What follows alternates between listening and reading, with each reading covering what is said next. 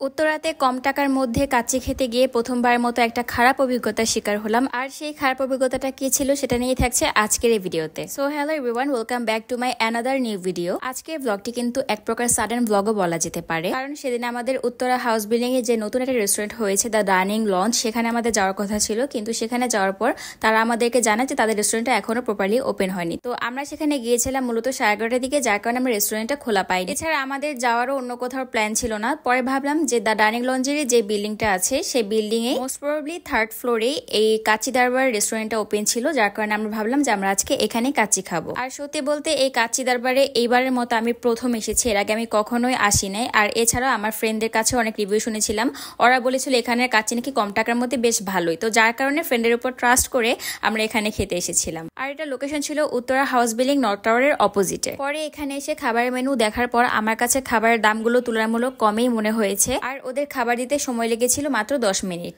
আমরা এখানে মেনু থেকে 4 নাম্বারের একটা কম্বো অর্ডার করেছিলাম, যেখানে ছিল একজনের পরিমাণ বাসমতি কাচ্চি, একজনের জন্য একটা রোস্ট, একটা জালি কাবাব, 1 গ্লাস বোরহানি আর কিছু সালাদ। আর এখানে একজনের পরিমাণ যে কাচ্চি ছিল সে কাচ্চিতে ছিল মাত্র 2 পিস খাসির মাংস আর একটা বড় আলু। যেহেতু এখানে একজনের জন্য একটা কম্বো ছিল, তাই আমি মনে করি একজনের পরিমাণ অনুযায়ী এখানে ভালো পরিমাণ খাবার দেওয়া ছিল। তো খাবার তো দেখেই নিলাম, খাবার দেখলে তো শুধু চলবে না, খাবার খেতেও হবে। তো এবারে আসলাম খাবার টেস্টের বেলায়। তো এখন আমি আমার প্লেটে পরিমাণ মতো কাচ্চি আমি সার্ভ করে নিয়েছি। এখানে যদিও একজনের পরিমাণ কাচ্চি দেওয়া ছিল, তবে আমি মনে করি কেউ চাইলে দুইজনও ভাগ করে এই কাচ্চিটা খেতে পারবে। পরে এখানে আমি প্লেটের মধ্যে পরিমাণ মতো সালাদ নিয়েছি। কাচ্চি খাওয়ার আগে আমার তো মাস্ট একটা লেবু লাগবেই, তো আমি এখানে লেবু ভালো মতো চেপে নিয়ে লেবুর সাথে পোলাওটা ভালো মতো মেখে নিয়ে শুরুতেই বিসমিল্লাতে 1 বাইট দিলাম। এখানে হয়েছে মূলত আসল ঘটনা, মানে হচ্ছে এখানে কাচ্চিটা দেখতে এতটা লোভনীয় ছিল যে প্রথম বাইটেই খাওয়ার পর আমার এক্সপেকটেশন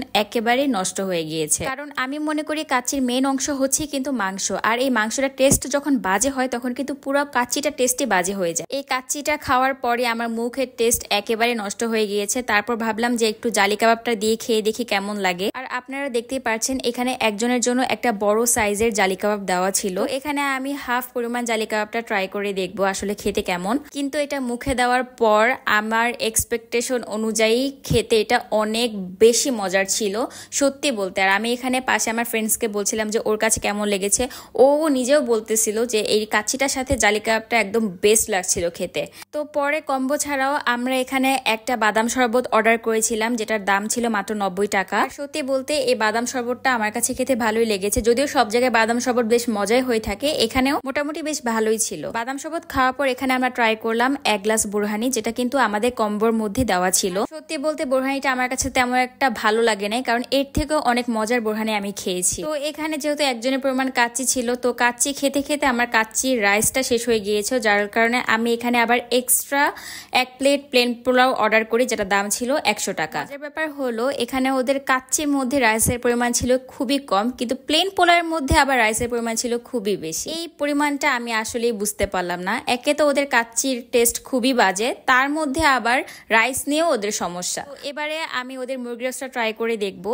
আর মুরগি রোস্টটা ট্রাই করে দেখার সময় আমি দেখতে পেলাম যেহেতু এখানে একজনের পরিমাণ মুরগি রোস্ট দেওয়া ছিল, তারপরও এখানে রোস্টের সাইজটা বেশ বড়ই ছিল, যার জন্য এখানে আমি পুরো একটা পিসের অর্ধেক ভেঙে নিয়েছি। রোস্টটা কিন্তু দেখতেও বেশ ভালো ছিল, কিন্তু খাওয়ার পর আমার টোটালি মেজাজটা খারাপ হয়ে গিয়েছিল, কারণ রোস্টটার মধ্যে একদম লবণে ভরা ছিল। আমি একেবারেই খেতে পারছিলাম না।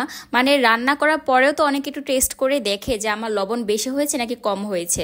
এত লবণাক্ত রোস্ট ওরা কিভাবে সার্ভ করে এটা আমার জানা ছিল। এর থেকে বাসায় আমার আম্মু 1000 গুণে বেটার রোস্ট রান্না করে। তো ওভারঅল বলতে গেলে এখানে যতগুলো খাবার ট্রাই করেছি সবচেয়ে বেশি মজার ছিল জালি কাবাব, এছাড়া একটা খাবার ওদের ভালো ছিল না। তো খাবার শেষ করলাম কোন রকম, এরপর দেখলাম আমাদের বিল চলে আসলো, আর এখানে টোটাল বিল ছিল 760 টাকা। আর এমন নতুন জায়গায় খাবার খেতে গিয়ে আমার টাকাটা তো পুরোটাই পানিতে চলে গেল। আমিও চাই না আপনাদের টাকা নষ্ট হোক, যার কারণে এটা ছিল একটা সতর্কতামূলক ভিডিও। এখানে শুধুমাত্র আমি আমার এক্সপিরিয়েন্সটা শেয়ার করেছি। আশা করি আপনাদের কাছে ভিডিওটি ভালো লাগবে, এন্ড ভালো লাগলে অবশ্যই আমার চ্যানেলটা সাবস্ক্রাইব করে দিবেন।